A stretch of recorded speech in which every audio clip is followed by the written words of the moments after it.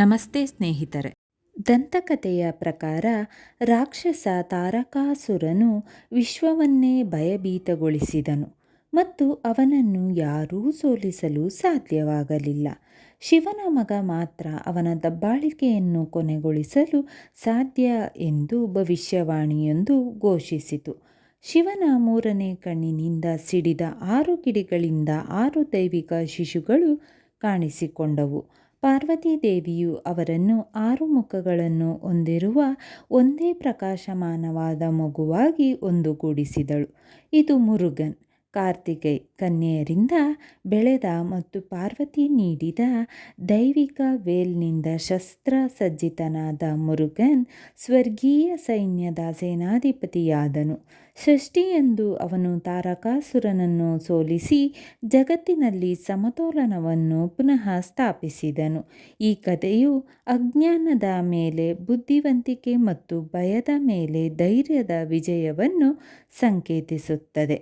ಸುಬ್ರಹ್ಮಣ್ಯ ಷಷ್ಠಿಯ ಆಧ್ಯಾತ್ಮಿಕ ಪ್ರಯೋಜನಗಳನ್ನು ತಿಳಿಯೋಣ. ಸುಬ್ರಹ್ಮಣ್ಯ ಷಷ್ಠಿಯು ಅನೇಕ ಭಕ್ತರು ತಕ್ಷಣವೇ ಅನುಭವಿಸುವ ಶಾಂತ ಶಕ್ತಿಯನ್ನು ಹೊಂದಿದೆ. ಇದು ಚಿಂತನೆಗಳನ್ನು ಶುದ್ಧೀಕರಿಸುತ್ತದೆ, ಧೈರ್ಯವನ್ನು ಚುರುಕುಗೊಳಿಸುತ್ತದೆ ಮತ್ತು ಮುರುಗನ ರಕ್ಷಣಾತ್ಮಕ ಅನುಗ್ರಹವನ್ನು ಆಹ್ವಾನಿಸುತ್ತದೆ ಎಂದು ನಂಬಲಾಗಿದೆ. ನೀವು ಭಾವನಾತ್ಮಕ ಚಿಕಿತ್ಸೆ ಅಥವಾ ಜೀವನ ಪ್ರಗತಿಯನ್ನು ಬಯಸುತ್ತಿರಲಿ, ಈ ವ್ರತವು ಪ್ರಮುಖ ಬಾಗಿಲುಗಳನ್ನು ತೆರೆಯುತ್ತದೆ ಎಂದು ಹೇಳಲಾಗುತ್ತದೆ. ಹೆಚ್ಚಿನ ಜನರು ಎದುರು ನೋಡುವ ಆಶೀರ್ವಾದಗಳು ಇವು. ಮಂಗಳ ಗ್ರಹಕ್ಕೆ ಸಂಬಂಧಿಸಿದ ದೋಷಗಳನ್ನು ತೆಗೆದುಹಾಕುತ್ತದೆ. ಮಂಗಳ ಗ್ರಹದೊಂದಿಗೆ ಮುರುಗನ್ ಸಂಪರ್ಕವು ಸರ್ಪದೋಷ, ಮಾಂಗಲ್ಯ ದೋಷ ಮತ್ತು ಭಾವನಾತ್ಮಕ ಹತಾಶೆಯನ್ನು ನಿವಾರಿಸಲು ಸಹಾಯ ಮಾಡುತ್ತದೆ. ಭಾವನಾತ್ಮಕ ಚಿಕಿತ್ಸೆ ನೀಡುತ್ತದೆ. ವಿಧವೆಯರು ಮತ್ತು ವಿಧುರರು ಶಾಂತಿ ಮತ್ತು ಶಕ್ತಿಯನ್ನು ಕಂಡುಕೊಳ್ಳಲು ಈ ದಿನವನ್ನು ಆಚರಿಸುತ್ತಾರೆ. ಆರೋಗ್ಯ ಮತ್ತು ಶಿಸ್ತು ಸುಧಾರಿಸುತ್ತದೆ. ಉಪವಾಸ ಮತ್ತು ಬುದ್ಧಿವಂತಿಕೆಯ ಆಚರಣೆಗಳು ದೇಹ ಮತ್ತು ಮನಸ್ಸನ್ನು ಪುನರ್ಸ್ಥಾಪಿಸಲು ಸಹಾಯ ಮಾಡುತ್ತವೆ. ಬಲವಾದ ರಕ್ಷಣೆ ನೀಡುತ್ತದೆ. ಆಸೆಗಳ ಈಡೇರಿಕೆಯನ್ನು ಬೆಂಬಲಿಸುತ್ತದೆ. ಸುಬ್ರಹ್ಮಣ್ಯ ಷಷ್ಠಿಯು ಧೈರ್ಯವು ಸೌಮ್ಯವಾಗಿರಬಹುದು ಮತ್ತು ಶಕ್ತಿಯು ಕರುಣಾಮಯವಾಗಿರಬಹುದು ಎಂಬುದನ್ನು ನೆನಪಿಸುತ್ತದೆ. ಈ ವ್ರತವನ್ನು ಪ್ರಾಮಾಣಿಕತೆಯಿಂದ ಆಚರಿಸುವ ಮೂಲಕ ನೀವು ಮುರುಗನ್ ರಕ್ಷಣಾತ್ಮಕ ಅನುಗ್ರಹವನ್ನು ನಿಮ್ಮ ಜೀವನದಲ್ಲಿ ಆಹ್ವಾನಿಸುತ್ತೀರಿ. ಸುಬ್ರಹ್ಮಣ್ಯ ಷಷ್ಠಿ ವ್ರತವನ್ನು ಆಚರಿಸುವುದು ಕಟ್ಟುನಿಟ್ಟಿನ ನಿಯಮಗಳ ಬಗ್ಗೆ ಅಲ್ಲ, ಬದಲಾಗಿ ಉದ್ದೇಶದ ಬಗ್ಗೆ. ಹೆಚ್ಚಿನ ಭಕ್ತರು ದಿನವನ್ನು ಶಾಂತ ಪ್ರಾರ್ಥನೆ ಮತ್ತು ಮನಸ್ಸನ್ನು ಶಾಂತವಾಗಿ ಮತ್ತು ಕೇಂದ್ರೀಕೃತವಾಗಿಡುವ ಸರಳ ಸಂಕಲ್ಪದೊಂದಿಗೆ ಪ್ರಾರಂಭಿಸುತ್ತಾರೆ. ಉಪವಾಸವನ್ನು ನಿಮ್ಮ ಆರೋಗ್ಯಕ್ಕೆ ಸರಿಹೊಂದುವ ರೀತಿಯಲ್ಲಿ ಅನುಸರಿಸಬಹುದು. ಕೆಲವರು ಕೇವಲ ನೀರಿನಿಂದ ಪೂರ್ಣ ಉಪವಾಸವನ್ನು ಆರಿಸಿಕೊಂಡರೆ, ಇತರರು ಸಂಜೆ ಪೂಜೆಯ ನಂತರ ಹಣ್ಣುಗಳು, ಹಾಲು ಅಥವಾ ಲಘು ಊಟವನ್ನು ಸೇವಿಸುತ್ತಾರೆ. ಅತ್ಯಂತ ಮುಖ್ಯವಾದದ್ದು ಪ್ರಾಮಾಣಿಕತೆ. ದಿನವನ್ನು ಶಾಂತವಾಗಿಡಲು ಪ್ರಯತ್ನಿಸಿ, ಅನಗತ್ಯ ವಾದಗಳನ್ನು ತಪ್ಪಿಸಿ ಮತ್ತು ಮುರುಗನ್ ಬಗ್ಗೆ ಪಠನ ಅಥವಾ ಓದುವುದರಲ್ಲಿ ಸ್ವಲ್ಪ ಸಮಯ ಕಳೆಯಿರಿ. ಮನಸ್ಸು ಶುದ್ಧವಾಗಿದ್ದಾಗ ಮತ್ತು ಹೃದಯ ಸ್ಥಿರವಾಗಿದ್ದಾಗ ವ್ರತವು ಉತ್ತಮವಾಗಿ ಕಾರ್ಯನಿರ್ವಹಿಸುತ್ತದೆ. ಈ ದಿನ ಅಥವಾ ಪ್ರತಿ ಮಂಗಳವಾರ ಸುಬ್ರಹ್ಮಣ್ಯನನ್ನು ಪೂಜೆ ಮಾಡುವ ಸಮಯದಲ್ಲಿ ಈ ಶಕ್ತಿಯುತ ಮಂತ್ರವನ್ನು 11 ಬಾರಿ ಪಠಿಸಿ. ಈ ಮಂತ್ರವನ್ನು ಪಠಿಸುವುದರಿಂದ ಸಕಾರಾತ್ಮಕ ಚಿಂತನೆ ಮತ್ತು ಇಚ್ಛಾಶಕ್ತಿ ಹೆಚ್ಚುತ್ತದೆ ಮತ್ತು ಜೀವನದಿಂದ ಭಯ ಹಾಗೂ ಅನುಮಾನಗಳು ದೂರವಾಗುತ್ತದೆ ಎಂದು ನಂಬಲಾಗಿದೆ. ಮಂತ್ರ ಈ ರೀತಿ ಇದೆ: ಓಂ ತತ್ಪುರುಷಾಯ ವಿದ್ಮಹೇ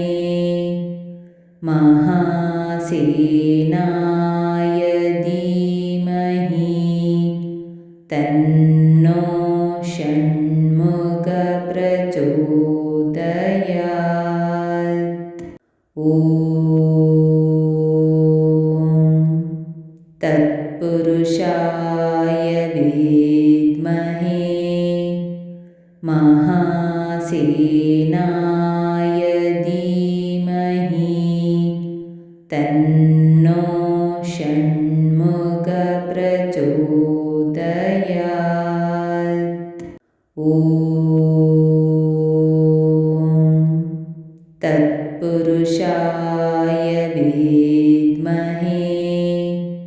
महासेनाय धीमहि तन्नो षण्मुख प्रचोदयात्। ॐ तत्पुरुषाय विद्महे महासेनाय धीमहि तन्नो षण्मुख प्रचोदयात्। ॐ तत्पुरुषाय विद्महे महासेनाय धीमहि तन्नो षण्मुख प्रचोदयात्। ॐ तत्पुरुषाय विद्महे महासेनाय धीमहि तन्नो षण्मुख प्रचोदयात्। ॐ तत्पुरुषाय विद्महे महासेनाय धीमहि तन्नो षण्मुख प्रचोदयात्। ॐ तत्पुरुषाय विद्महे महासेनाय धीमहि तन्नो षण्मुख प्रचोदयात्। ॐ तत्पुरुषाय विद्महे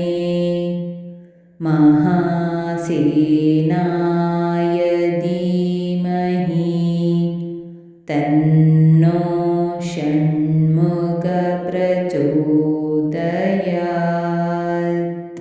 ॐ तत्पुरुषाय विद्महे महासेनाय धीमहि तन्नो षण्मुख प्रचोदयात्। ॐ तत्पुरुषाय विद्महे महासेनाय धीमहि तन्नो षण्मुख प्रचोदयात्।